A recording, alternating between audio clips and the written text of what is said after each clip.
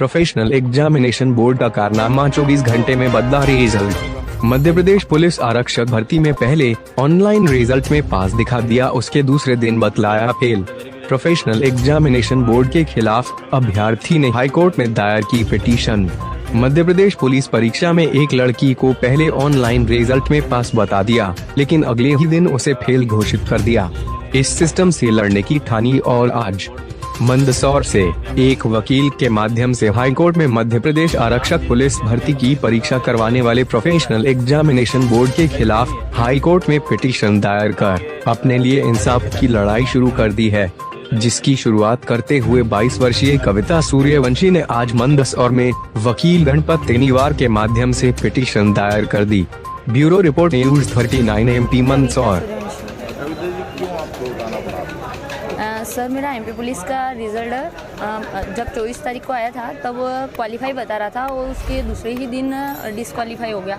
इसलिए मैं चाहती हूँ, मैं पीएबी के अगेंस्ट कंप्लेंट करना चाहती हूँ और मुझे न्याय चाहिए, इसलिए मैं यहाँ तक आई हूँ। क्या रहा, किस दिन रिजल्ट आया था, कैसे क्या? सर, मेरा 24 मार्च को रिज़ल्ट आया था, उसमें क्वालिफाई बता दिया था मुझे, और उसके दूसरे दिन मुझे पता चला किसी से कि रिज़ल्ट अपडेट हुआ है, तो मैंने एक बार फिर से चेक किया तो मेरा रिज़ल्ट नॉट क्वालिफाई आ रहा था।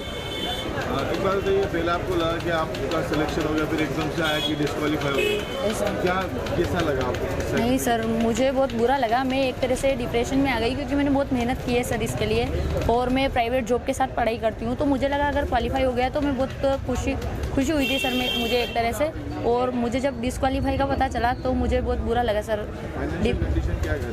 सर, मैं बहुत डिप्रेशन में चली गई थी, मुझे लग रहा था कि बहुत गलत हुआ मेरे साथ, मुझे सुसाइड कर लेना चाहिए, ऐसे ख्याल एक तरह से मेरे मन में आ रहा था। सर, मेरे घर की आर्थिक स्थिति ठीक नहीं है, इसलिए मैं बाहर रह के जॉब भी करती हूँ। मेरी छोटी बहनें 2, तो उनकी पढ़ाई का खर्चा भी देखती हूँ और मैं खुद भी पढ़ाई करती हूँ। मम्मी पापा वगैरह क्या करते हैं? पापा की तबीयत ठीक नहीं रहती, तो पापा काम नहीं करते, पापा घर पे ही रहते हैं, और मम्मी करती है घर का थोड़ा बहुत। जोरों में काम करते हैं? हाँ सर। आपका नाम क्या है? कविता सूर्यवंशी। अब आप क्या चाहेंगे हाईकोर्ट से? सर, मैं हाईकोर्ट से उम्मीद रखती हूँ कि मुझे न्याय मिले। बरखेड़ा डांगी।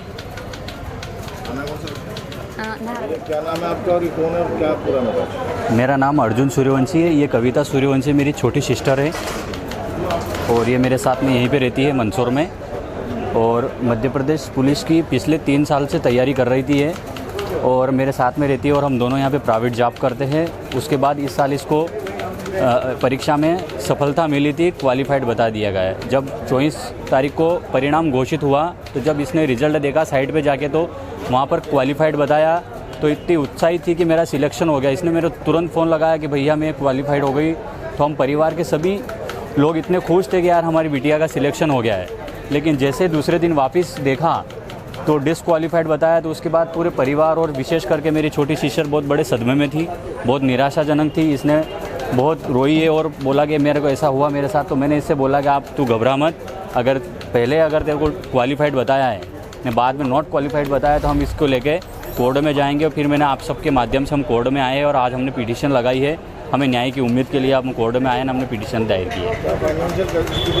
फाइनेंशियल स्थिति तो बहुत, आर्थिक स्थिति तो ऐसी है सर कि हम आज भी गांव में कच्चे मकानों में रहते हैं और पापा मम्मी मजदूरी करते हैं और हमको पढ़ाया है, और इस स्थिति में हम यहाँ पे पढ़ रहे हैं। और यहाँ पर भी अगर हमारी आर्थिक स्थिति अच्छी होती है तो हम यहाँ पे काम करके पढ़ाई नहीं करते हैं, इसलिए आर्थिक। जी सर, मैं भी जॉब करता हूँ, सिस्टर भी करती है, छोटा भाई भी करता है। अर्जुन नाम है मेरा, अर्जुन सूर्यवंशी। पालिका आपके ये न्यायालय में क्या मामला है पूरा, किस तरह से? एक कविता सूर्यवंशी, पिता सुरेश सूर्यवंशी, गांव बरखेड़ा डांगी, तहसील मल्हारगढ़, जिला मंदसौर की छात्रा है, और ये बहुत ही गरीब घर की महिला छात्रा है।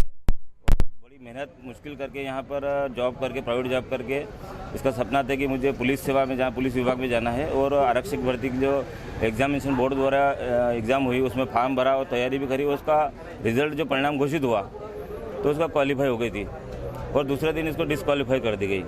तो बहुत ही डिप्रेशन चली गई कि मेरे को इस प्रकार से मेरे साथ जो हुआ है, अन्य लोगों के साथ भी हो रहा, इस प्रकार की जो एग्ज़ाम निष्पक्षता नहीं लगती है, संदेह प्रतीत होता है। इसी कंडीशन में मेरे पास आई है कि आपका कहना है कि मुझे न्याय चाहिए, कार्रवाई करना है, तो रिट पिटीशन हाईकोर्ट में दायर के लिए तैयारी कर रहा था।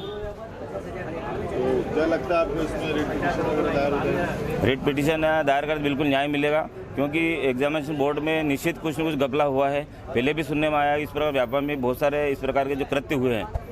और लगता है कि जो बच्ची है वो कहीं ना कहीं मानसिक प्रताड़ना से गुजर रही है। बिल्कुल बहुत ही हताश हो गई, पीड़ित हो गई कि इस प्रकार की तैयारी होने के बावजूद, क्वालिफाई होने के बाद दूसरे दिन डिसक्वालीफाई बता दिया गया है।